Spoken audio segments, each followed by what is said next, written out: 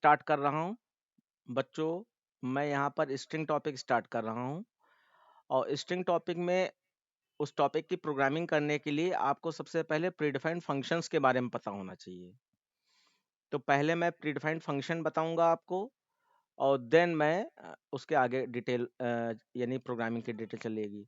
लेकिन उससे भी पहले हमें, क्योंकि आज टाइम कम है, तो स्ट्रिंग के डेटा टाइप हो जाएंगे कि स्ट्रिंग में कौन कौन से डेटा टाइप होते हैं, किस किस लिए यूज होते हैं, तो उनको मैं पहले यहाँ पर डिस्कस करूंगा। String data type.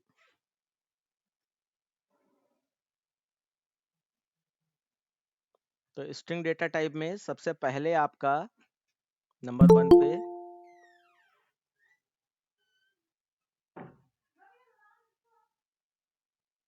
कैर। तो कैर कैर कैर सी एच लिखा मान लीजिए आपने, तो इसका मतलब है आप ये एक कैरेक्टर वेरिएबल डिक्लेयर कर रहे हो, कैरेक्टर वेरिएबल डिक्लेयर कर रहे हो, और ये सिंगल कैरेक्टर के लिए होता है, फॉर सिंगल कैरेक्टर।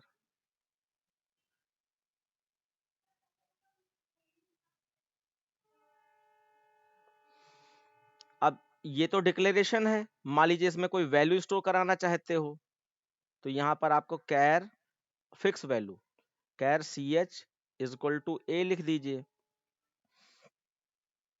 तो ये आपकी फिक्स वैल्यू स्टोर हो जाएगी। ए बी सी डी कुछ भी आप बस याद ये रखना कि सिंगल इन्वर्टेड कॉमा में ये चीज होनी चाहिए, सिंगल कोट्स में। अब यहीं पे अगर यूजर इनपुट वैल्यू चाहिए होती है आपको कैरेक्टर की, तो char C H is equal to, और एस सी हमने बनाई रखा होता है, S C dot next next next गोल वाला bracket dot caret zero, caret zero.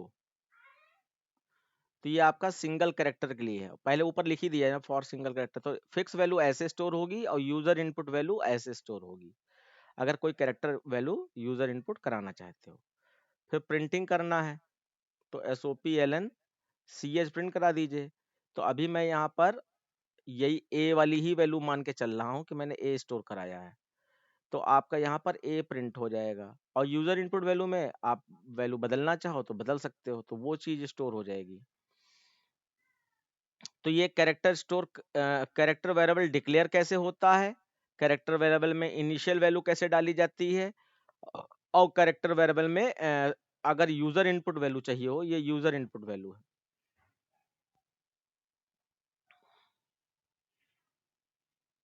Value तो आप ऐसे स्टोर करा सकते हो, और प्रिंटिंग में बस S O P L N C L लिख दीजिए, प्रिंट हो जाएगा।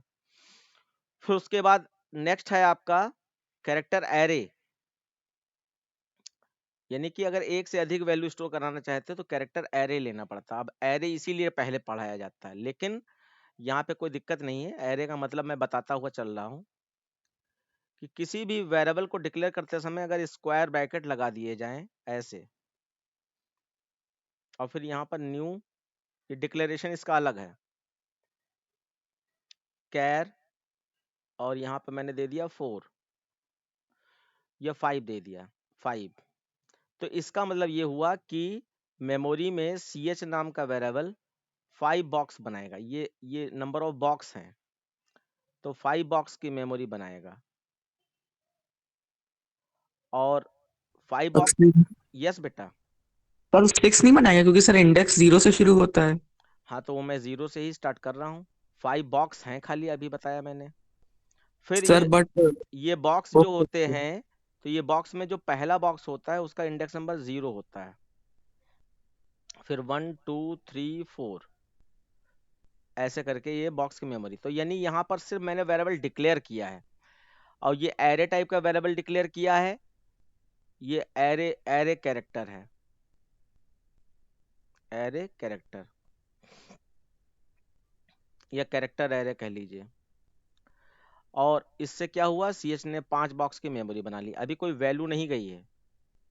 अब मैं इसमें वैल्यू स्टोर कराना चाहता हूँ,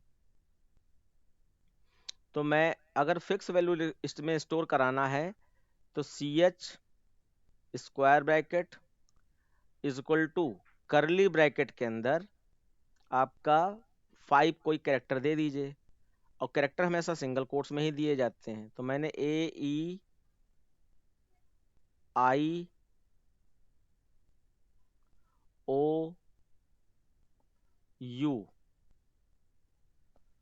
दे दिया। तो ये क्या होगा, ये अपन CH जो है अपना 5 बॉक्स की मेमोरी बनाएगा, और पहले बॉक्स में A, फिर दूसरे बॉक्स में AEIOU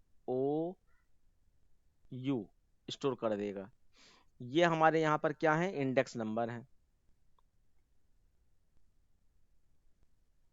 इंडेक्स नंबर। अब कैरेक्टर एरे में कोई वैल्यू स्टोर हुई है तो उसको प्रिंट कराने के लिए लूप चलाना पड़ेगा, क्योंकि यहाँ पे एरे वर्ड जुड़ गया। एरे में बिना लूप कुछ नहीं होना है।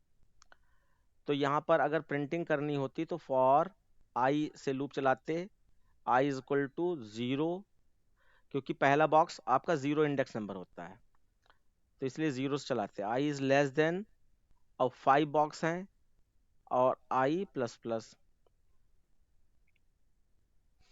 अब यहाँ पे जब इसकी प्रिंटिंग करते तो SOPLN CH स्क्वायर ब्रैकेट में i लिख देते। सर CH स्क्वायर ब्रैकेट में i। यस बेटा। सर थोड़ा सा लाइट चली गई थी, सर थोड़ा मिस हो गया, सर बता दीजिए सर दोबारा से सर। हाँ वो चल ही रहा है, अभी कुछ नया नहीं थोड़ी सर ना। स्टार्टिंग, सर जहाँ से कैरेक्टर ओहो, लिखा कैसी है तो ब्रैकेट। ये रिकॉर्डिंग हो रही है ना, तो इसमें डबल डबल रिकॉर्ड करने का क्या मतलब है, मैं बता तो रहा ही हूँ। तो यहाँ पे कैरेक्टर एरे आप डिक्लेयर ऐसे करते हो, स्क्वायर ब्रैकेट लगा देने का मतलब है आपने एरे डिक्लेयर किया है, और ये साइज 5 दे दिया, इसका मतलब 5 बॉक्स की मेमोरी बनेगी। फिर अगर फिक्स वैल्यू स्टोर कराना चाहते हो तो इसको, ये तो डिक्लेरेशन है पहला वाला। दूसरा इनिशलाइजेशन, यानी फिक्स वैल्यू कभी भी डालते हैं तो उसको इनिशलाइजेशन बोलते हैं। तो यहाँ पे वैल्यू इनिशलाइज कराई जा रही है। अब ये वैल्यू मैंने जो इनिशलाइज कराई, इसको प्रिंट कराना है, तो क्योंकि एरे के साथ में बिना लूप कोई भी चीज एग्जीक्यूट नहीं की जा सकती, और ये पहला वाला बॉक्स 0 इंडेक्स नंबर माना जाता है, तो इसके लिए एरे में हमेशा 0 से ही लूप चलता है। तो आई में 0 स्टोर हुआ, और यहां से यहां आए, 0 इज लेस देन 5, 5 कैरेक्टर हैं तो लेस देन 5, कंडीशन ट्रू है, नीचे आए, और सी एच ऑफ आई, आई क्या है, 0 है, तो सी एच के 0 वाले बॉक्स पे कौन सा कैरेक्टर दिखाई पड़ रहा है बच्चों? सर ए। ए दिखाई पड़ रहा है, तो ये क्या होगा, ए प्रिंट हो जाएगा यहाँ पर। फिर उसके बाद लूप का नेचर ही फिर ऊपर जाएगा, आई प्लस प्लस होके 0 से 1 हो गया, अब 1 भी आपका छोटा है 5 से, फिर नीचे आया सी एच ऑफ 1, तो 1 वाले बॉक्स पर ई दिखाई पड़ रहा है, तो आपको ई प्रिंट हो जाएगा। फिर आई प्लस प्लस होके 2 हो गया, 2 भी 5 से छोटा है, फिर नीचे आए ए ऑफ 2 वाला बॉक्स प्रिंट कर दे अपनी वैल्यू, ए नहीं सॉरी, सी एच ऑफ 2 वाला बॉक्स प्रिंट कर दे, तो सी एच के 2 वाले इंडेक्स नंबर पे आई है तो आई प्रिंट कर देगा। ऐसे आई प्लस प्लस होके 2 से कितना हो जाएगा, ये इंडेक्स नंबर आई के ही चल रहे हैं देखा जाए तो, आई 3 हो जाएगा, 3 पे आपका ओ मिल जाएगा, ओ प्रिंट हो जाएगा। फिर आई प्लस प्लस होके 4 हो जाएगा, 4 पे यू प्रिंट हो जाएगा। फिर आई प्लस प्लस होके जैसे ही 5 होगा तो 5 is less than 5, condition false, loop से बाहर आ जाएंगे। तो कैरेक्टर एरे की प्रिंटिंग ऐसे कराते हैं, इस तरीके सारे कैरेक्टर अलग अलग इंडेक्स नंबर पे होते हैं। तो कैरेक्टर का मैंने सिंगल कैरेक्टर ये सिंगल वैल्यू कैसे स्टोर कराते हैं ये भी दिखा दिया, और मल्टीपल वैल्यू कैसे स्टोर कराते हैं ये भी दिखा दिया। अब यहाँ पे इंपॉर्टेंट एक चीज है कैरेक्टर एरे के बारे में। थ्योरी में एक क्वेश्चन आता है कि write a Java statement to store vowels in a character array. Write a Java statement to store vowels, all vowels in a character array. तो उसमें आपको ये लाइन लिखनी है, यही आंसर है कि एक कैरेक्टर एरे बनाया जिसमें ओके सर। वॉवेल्स हमने स्टोर कर दिए। ये 2 नंबर की खाली ये लाइन है, तो सिर्फ ये लाइन बनाना आना चाहिए। अब जो आजकल पैटर्न बना है तो उसमें अगर स्ट्रिंग टॉपिक आता है तो उसमें आपका यही कंफ्यूज करने की कोशिश की जाएगी। वैसे स्ट्रिंग टॉपिक है ही नहीं उसमें, तो चिंता करने की जरूरत नहीं, लेकिन स्ट्रिंग तो हर जगह अवेलेबल हो सकती है।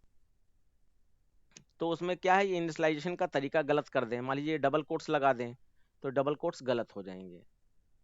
तो ऐसे 4 ऑप्शन ऊट पटांग कुछ बना के दे देंगे जिसमें ये वाला ऑप्शन आपका सही होगा, इनिशियलाइजेशन ऑफ कैरेक्टर एरे। अब इसके बाद आता है आपका थर्ड नंबर पे स्ट्रिंग के बारे में। तो यहाँ पर स्ट्रिंग का मतलब यहाँ पे होता है कोई पूरा पूरा वर्ड या सेंटेंस। तो string S is equal to new string, ऐसे स्ट्रिंग वेरिएबल डिक्लेयर होता है। इसका फुल फॉर्म ये है। शॉर्टकट में डिक्लेयर करेंगे तो आप स्ट्रिंग एस और डबल कोट्स स्टार्ट कीजिए और बंद कर दीजिए। तो ये और करके मैंने कर दिया, या तो ऐसे करें या तो ये फुल फॉर्म है। इसका मतलब है टू स्टोर या to declare clear a string variable. String variable to store any word और सेंटेंस। कोई वर्ड या कोई सेंटेंस स्टोर करने के लिए स्ट्रिंग वेरिएबल की जरूरत होती है, कोई वर्ड या सेंटेंस स्टोर करने के लिए। तो हमने दोनों चीजें लिख दी। तो ये तो डिक्लेरेशन था। अब इनिशियलाइजेशन अगर करना है, यानी फिक्स वैल्यू डालनी है, तो string S is equal to, आप यहां पर फिक्स वैल्यू डाल दीजिए।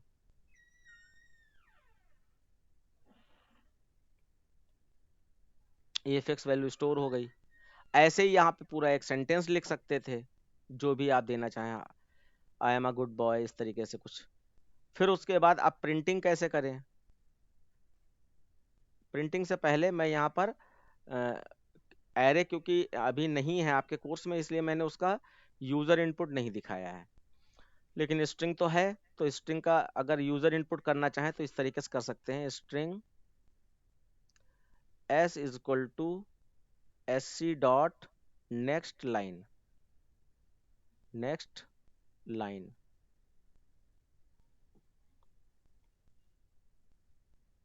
ये बिल्कुल जोड़ के लिखा जाता है। Okay sir. और यहाँ पर ये आपका यूजर इनपुट वैल्यू के लिए है।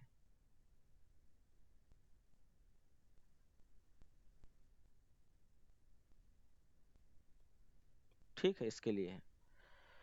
तो आपका ये चाहे फिक्स वैल्यू स्टोर करें, चाहे यूजर इनपुट वैल्यू स्टोर करें, प्रिंटिंग जब करेंगे तो आपका SOPLN लिखना होता है, SOPLN, और आप S प्रिंट करा दीजिए। तो S में जो भी स्टोर है वो फटाक से आपका प्रिंट हो जाएगा। ये प्रिंट हो जा रहा है, बस इस तरीके से। तो ये फिक्स वैल्यू आपने स्टोर करना सीख लिया और प्रिंट कराना भी सीख लिया। उसके बाद अब यहीं पे स्ट्रिंग एरे की बात आ जाती है, कि जैसे एक वर्ड स्टोर कराना या एक से अधिक वर्ड स्टोर कराना। तो अधिक वर्ड स्टोर कराने होंगे तो एरे लेंगे, एक ही लेना है, चाहे कैरेक्टर हो चाहे वर्ड, तो वो आपका स्ट्रिंग, नॉर्मल स्ट्रिंग रहेगा। और वही एक सेंटेंस स्टोर कराना है तो नॉर्मल स्ट्रिंग, जैसे अभी पढ़ा। अगर एक से अधिक सेंटेंस स्टोर कराना है तो आपको एरे स्ट्रिंग लेनी पड़ेगी। तो एरे स्ट्रिंग यहाँ पे बताने जा रहा हूं मैं।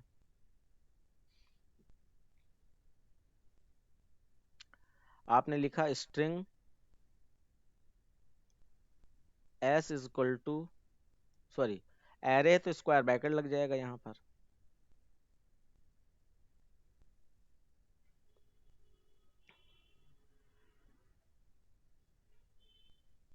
अब मान लीजिए यहाँ पे मैंने 2 दे दिया, तो 2 का मतलब 2 वर्ड स्टोर कराओ या 2 सेंटेंस स्टोर कराओ। एरे स्ट्रिंग,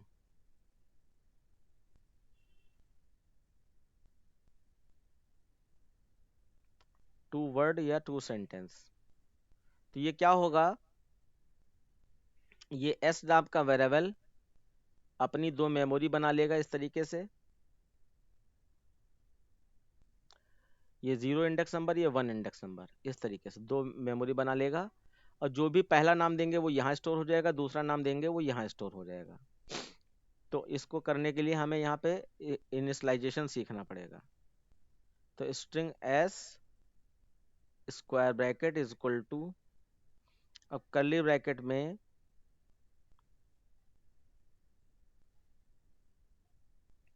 हाँ, कर्ली ब्रैकेट में आपने यहाँ पे डबल कोट्स, स्ट्रिंग का मतलब डबल कोट्स होता है, राम दिया और फिर कॉमा लगाया, राज दे दिया। तो ये 2 वर्ड आपने स्टोर करा दिए। अब अपने आप क्या होगा, राम यहाँ आ जाएगा और राज यहाँ आ जाएगा। कोई सेंटेंस होता तो सेंटेंस भी, क्योंकि मेमोरी की कोई लिमिट नहीं होती, जितना चाहो उतना बढ़ाते चले जाओ, तो ये स्टोर हो जाता। अब इसमें ये राम जो है ये 0 वाले बॉक्स पे है और राज जो है ये 1 वाले बॉक्स पे है। ये इंडेक्स नंबर है इसके। अब इसको प्रिंट कराना है, तो क्योंकि एरे बन गया है तो एरे में कोई 2 ही थोड़ी ना होते, 10 हो सकते हैं, 2000 हो सकते हैं नाम। तो आपको लूप चलाना पड़ेगा। तो for i is equal to 0, 0 से लूप चलता है एरे का, और i इज लेस देन 2 कर देंगे क्योंकि 2 ही नाम है, i प्लस प्लस कर देंगे। कर्ली ब्रैकेट स्टार्ट हुआ और यहाँ पर SOPLN i, तो हमारा s में सारा डेटा है तो s ऑफ i लिखना पड़ेगा, s स्क्वायर ब्रैकेट में i, और फिर इसको हमने बंद कर दिया। अब i 0 है तो 0 वाले 0 is less then 2, condition true, नीचे आ जाएगा और s ऑफ i प्रिंट हो जाए। i क्या है, 0 है इस समय, तो s के 0 वाले बॉक्स पर आपका राम है, तो सबसे पहले आपका आउटपुट में राम प्रिंट हो जाएगा। उसके बाद i प्लस प्लस हो जाएगा, i प्लस प्लस होकर 0 से हो जाएगा 1, 1 भी आपका 2 से छोटा है, फिर नीचे आए तो s ऑफ 1 पे क्या है, राज है, तो यहाँ पर राज प्रिंट हो जाएगा। बस, तो इतने तरीके के वेरिएबल होते हैं। इसको आपको आज की क्लास में मुझे बताना था, ये तो बहुत जल्दी हो गया। डेटा टाइप में पहले कैर है। अब अपने क्वेश्चन पूछ सकते हैं बच्चों आप लोग, कैर CH का मतलब है एक सिंगल कैरेक्टर स्टोर करने के लिए कैरेक्टर वेरिएबल डिक्लेयर किया, और कैर CH इज इक्वल टू ए, इसको और सिंगल कोट्स लगा दिया, इसका मतलब ये कैरेक्टर इनिशियलाइजेशन है, ऊपर वाला कैरेक्टर वेरिएबल का डिक्लेरेशन है, इसमें कोई वैल्यू नहीं स्टोर हुई और ये इनिशियलाइजेशन है। उसके बाद मैंने यहाँ पर यूजर इनपुट कैरेक्टर कैसे लेते हैं, तो ये वैसे भी हम लोग मैं पढ़ा चुका हूँ, कैरेट 0 लगाना पड़ता है, इससे यूजर इनपुट वैल्यू स्टोर हो जाती है। और उसके बाद इसको CH प्रिंट कराया, या तो A है तो A प्रिंट हो गया, अगर यूजर इनपुट होता तो जो इनपुट करते वो प्रिंट हो जाता। तो ये तो सिंगल कैरेक्टर के लिए था। अब एरे कैरेक्टर का मतलब है एक से अधिक कैरेक्टर स्टोर कराना है, तो डिक्लेरेशन आपका char CH square bracket is equal to new space char square bracket में लिमिट देनी होती कितने कैरेक्टर स्टोर कराने हैं, तो मैंने 5 दे दिया, इसका मतलब 5 बॉक्स की ये मेमोरी बनेगी आपकी, और ये अभी खाली है, ये सिर्फ डिक्लेयर हुआ है वेरिएबल। अब इसके बाद जो है फिक्स वैल्यू डालनी है, तो आप char CH square bracket is equal to curly bracket के अंदर सारे कैरेक्टर कॉमा लगाकर सिंगल कोट्स के अंदर लिख दीजिए, कॉमा लगाकर सिंगल कोट्स के अंदर लिख दीजिए। तो पहला कैरेक्टर A सिंगल कोट्स में, फिर उसके बाद कॉमा, दूसरा कैरेक्टर E, फिर सिंगल कोट्स में, फिर कॉमा, फिर तीसरा कैरेक्टर सिंगल कोट्स में, फिर कॉमा, चौथा कैरेक्टर सिंगल कोट्स में, फिर कॉमा, और लास्ट 5वां कैरेक्टर सिंगल कोट्स में। अब कॉमा नहीं लगेगा, कॉमा बीच में लगता है, सेपरेटर है ना। अब एरे में कोई चीज स्टोर होती है तो उसको लूप चला के ही प्रिंट किया जाता है, तो यहाँ एक लूप चलाया और 5 कैरेक्टर स्टोर किए हैं तो इसलिए 5 का लूप चला दिया। तो i 0 से ही चलेगा, क्योंकि ये जो बॉक्स बने होते हैं इसमें पहली मेमोरी जो होती है वो उसका इंडेक्स नंबर 0 माना जाता है, उसको इंडेक्स नंबर कहते हैं। तो 0 1 2 3 4 ये आपका ऐसे आगे बढ़ा हुआ है। तो 0 से लूप चलाया, 0 और लेस देन 5 चलाया क्योंकि 5 कैरेक्टर मैंने माने हैं, तो 0 5 से छोटा है, नीचे आया CH ऑफ i प्रिंट हो जाए, तो i क्या है, 0 है, तो इसका मतलब CH के 0 वाले बॉक्स पर जो कैरेक्टर है वो प्रिंट हो जाए, तो A आपका प्रिंट हो जाएगा ये। फिर i प्लस प्लस होके 1 हो गया, 1 भी 5 से छोटा है, फिर CH ऑफ i प्रिंट हो जाए, यानी कि 1 पे आपका E है।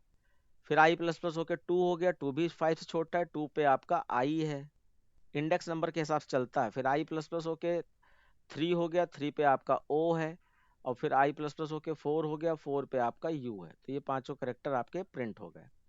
उसके बाद i प्लस प्लस होके 5 हो जाएगा, 5 is less than 5, condition false, बाहर आ गए। तो ये प्रिंटिंग ऐसे होती है कैरेक्टर एरे की। फिर कोई वर्ड या सेंटेंस स्टोर कराना है, उसके लिए यहाँ पर string s is equal to new string, ऐसे फुल फॉर्म में ये डिक्लेयर होता है। स्ट्रिंग एक आपकी क्लास होती है। सर एक बार सेकंड वाला फिर से दिखा दीजिए।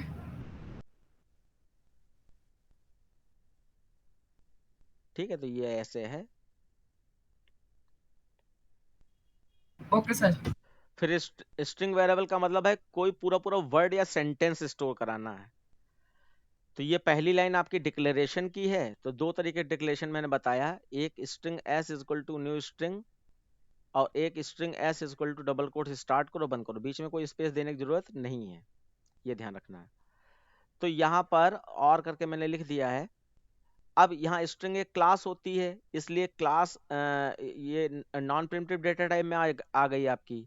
तो इसका डिक्लेरेशन का तरीका अलग है, इसमें न्यू कीवर्ड यूज होता है। जहां कहीं भी non primitive data type use होंगे वहां पे न्यू कीवर्ड जरूर होगा।